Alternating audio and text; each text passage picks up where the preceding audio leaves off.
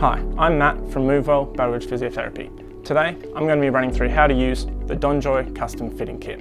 So, once you've taken it out of the box, the first thing you want to do is open the prongs. You pull out and away, out and away. Next, have your patient stand up with their feet hip width apart. The next thing you want to do is go to the appropriate leg, whether you're reading left or right, and pull this apart and fit it over the lateral and medial joint line of the knee. Once you've done that, this here will fit to the varus and valgus angles of the upper and lower leg. As you do these, you'll be able to read a measurement on the knee proper and then a measurement on the varus and valgus elements.